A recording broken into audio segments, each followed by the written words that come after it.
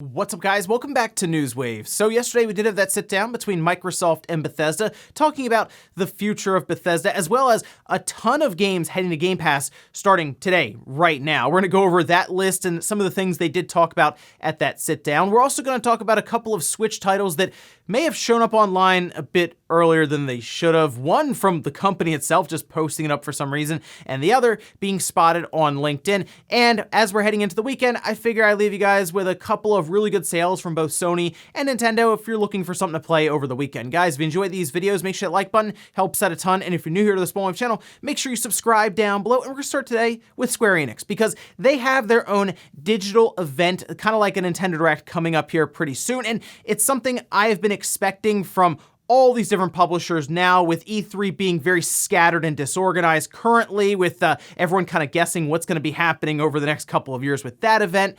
Makes sense that some of these companies would say, we'll just stream it ourselves. Well, this is the card that Square did put out, just kind of giving us an idea as to what we can look forward to here. This is Square Enix Presents Spring 2021, and we do have world premiere for Life is Strange. This will be March 18th, 10 a.m. Pacific time. They will also be featuring Outriders, Marvel's Avengers, Tomb Raider 25th Anniversary, the new Square Enix Montreal games. Those appear to be mobile games, according to the description they put further down. Just Cause Mobile, then Balan Wonderworld. I'm sure that's their big headlining title there. Anyway, they say it's going to be about 40 minutes long, and I would expect here at least that Tomb Raider collection that we saw pop up on Microsoft Store ahead of this. Otherwise, though, I think this is mostly going to be them kind of doing a bit of a marketing push for Balan, Outriders, and I guess this Tomb Raider collection that they're going to announce here with an update for Marvel's Avengers. I'm not expecting a ton of stuff here, but remember, this will set them up nicely going through the year, especially towards E3, when they probably want to talk about some of their bigger titles in their own presentation. Oh, and speaking of presentations, we had mentioned before, according to some reports,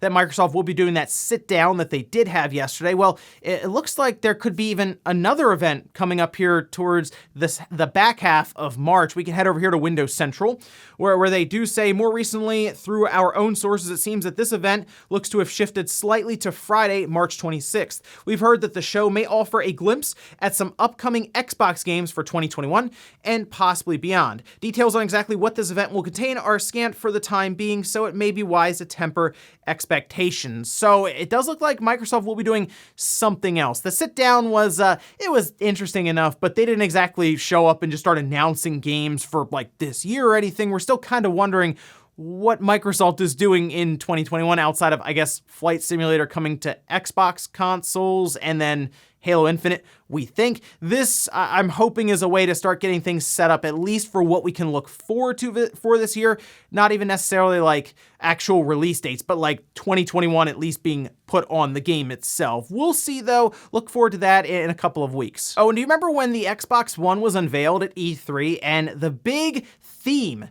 was TV?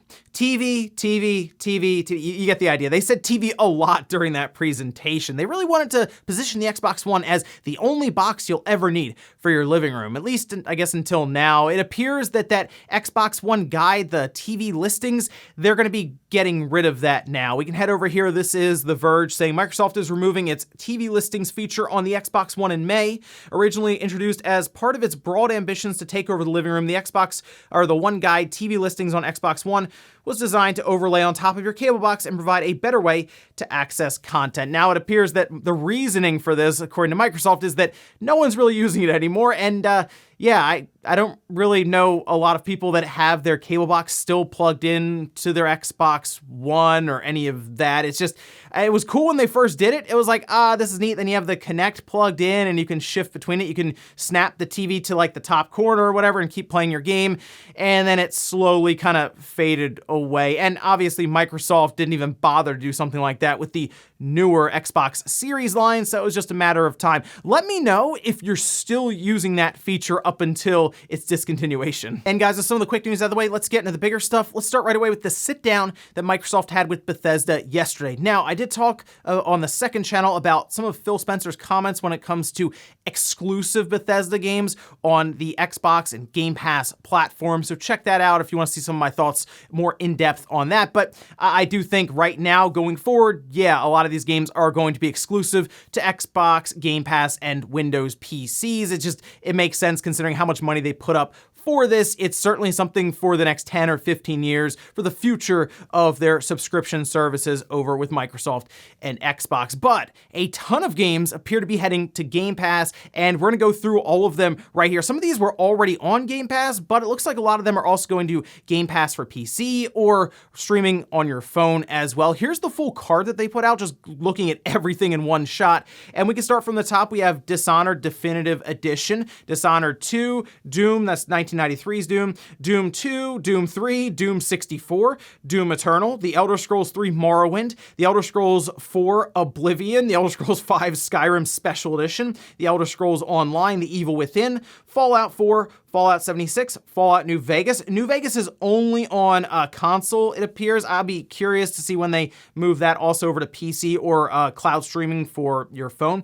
Prey, which is awesome to see that show up there. That's a good addition. Rage 2, Wolfenstein The New Order, Wolfenstein The Old Blood, and Wolfenstein Youngblood. So obviously they didn't waste a lot of time just starting to jam all these Bethesda games into Game Pass, and they might as well. They own all of these games now, so yes, start filling up Game Pass as much as you can. It just increases the overall number of games you have in there that you can then advertise, and obviously as we move forward here to something like Starfield, right, they can start advertising that will be there on Game Pass day one, so that's exciting stuff there. But there was also talks around other reasons why Microsoft may have been interested in Bethesda and ZeniMax, and it's not necessarily something that comes up. We talk, of course, about the games that they own, the IPs, but what about some of the technology? For example, we can head over here. This was a quote from Phil Spencer during the sit down here saying, the other thing that we haven't really talked about is the future of id Tech and what could that mean inside of Xbox? Obviously, you know, we've got a ton of studios doing a bunch of different work. I love the way Marty Stratton talked about how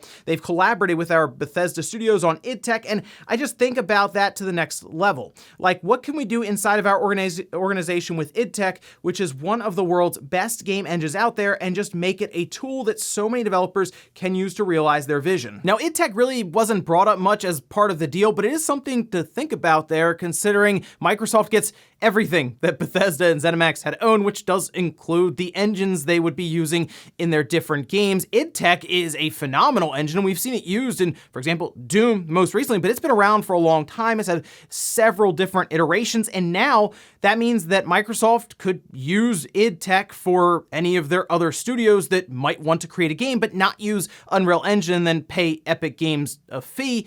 That would be really cool to see that kind of used and have more creative uses for it, because most of the time we'll see it used in like a first-person shooter. I mean, we saw like, I think Evil Within used it, but like for the most part, it has a set game type that id Tech is used for. So it'd be kind of cool to see some other studios within Microsoft kind of get a shot at using it. Maybe, who knows, they can figure out some really cool things with it as well. But yes, the Game Pass library expanded heavily starting today. So go check it out, and we'll keep an eye on id Tech with Microsoft, and of course, all of these studios being pushed together now underneath of the Microsoft umbrella. Should be very interesting now going forward this generation. Next up, let's talk about a couple of Switch games that aren't technically announced right now, but two things seem to have popped up online that could point to their existence sometime in the future. One of which, like I said, is actually from the company itself. We can head over here to Nintendo Leaks, who seem to have spotted this from the Bandai Namco Latino America account. This is on Instagram. They posted a trailer seemingly for the new DLC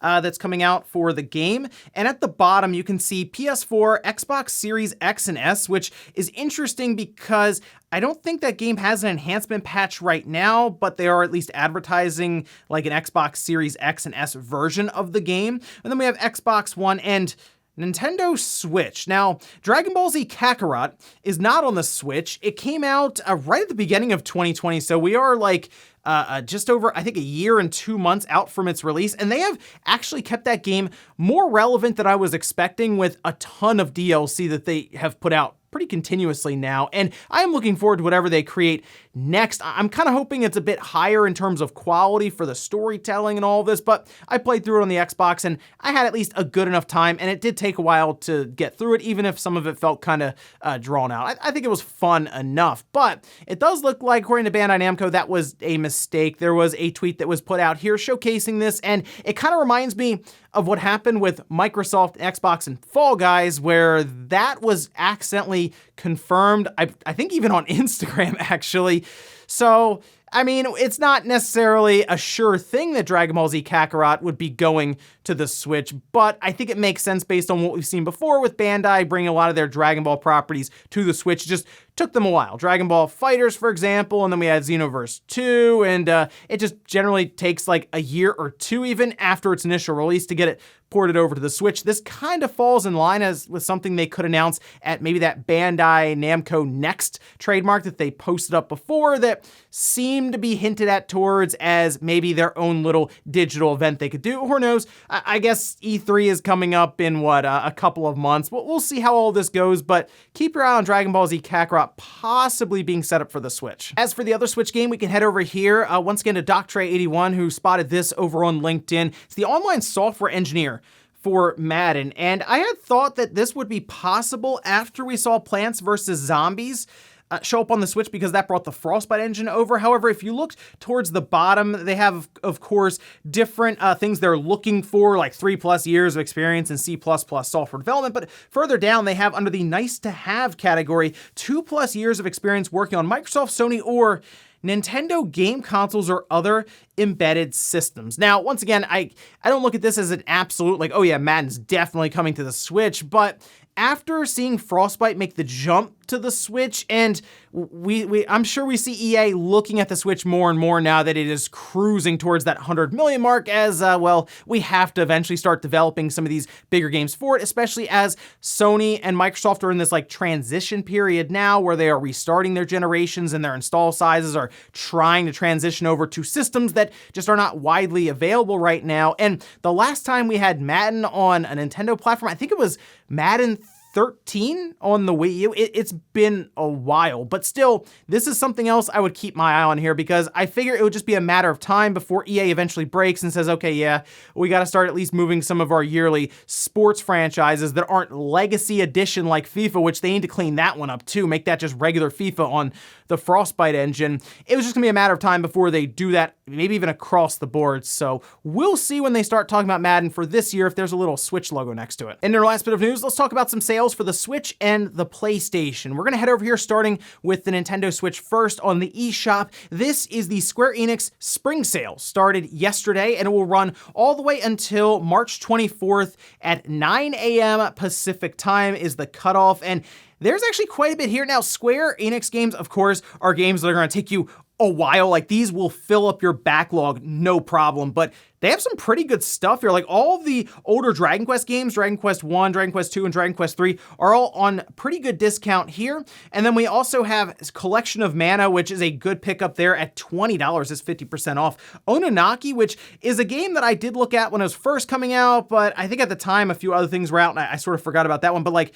$25, that's 50% off. It's not bad. Then we have Trials of Mana, which I did enjoy quite a bit at $30. I think that's an absolute steal to pick up. All the Final Fantasy games, we're talking about Final Fantasy 7, Final Fantasy 8, Final Fantasy 10, 10-2, Final Fantasy 12 are all half off, which is, I mean, you can take your pick there. They're all great games to grab. And then I threw in Star Ocean First Departure R. That one is $11, so it is half off, and that's another one that I think is worth grabbing.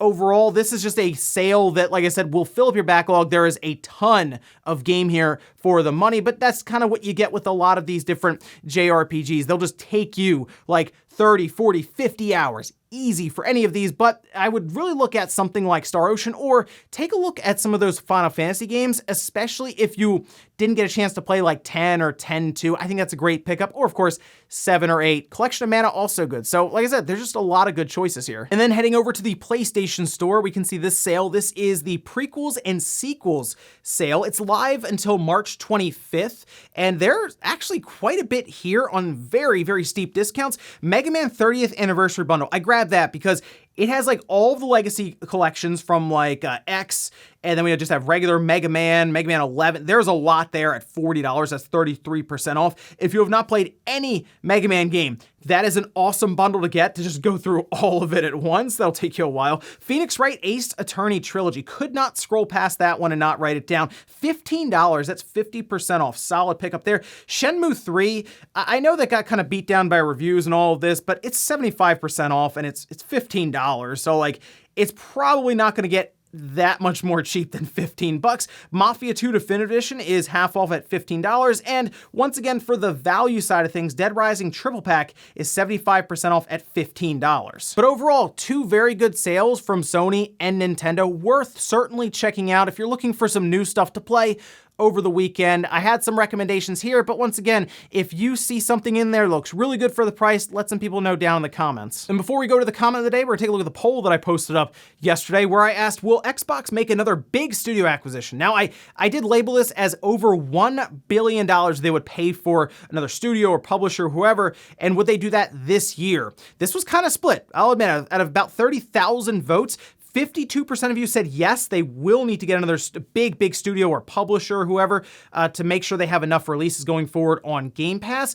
48% of you said no, they're all done with big studio acquisitions for now. And you know what? They could buy a smaller studio technically for less than $1 billion, and that would still fall under that no category, but I kind of think Microsoft's going to make at least one more big splash when it comes to studio or publisher acquisition this year. I'm not really sure exactly who it is. There have been some names thrown around, but I think they're going to make a pretty big move at some point this year. They could also grab, like I said, a couple of smaller studios, but I don't think they're done spending just yet. And we'll finish up with the comment of the day as you're seeing here. This is from Ian saying, the Turtles game makes me want to play it on a big arcade box. And I'm sure there are gonna be some people who maybe do build like an arcade machine like that would run off of like a PC, sure. But like this is a perfect time for Arcade 1UP to come in and have their arcade machine ready to go around the time of release. Maybe it won't be exactly on release day where you can buy an arcade cabinet for that Turtles game, maybe a couple of different Turtles game and that's also in there, but like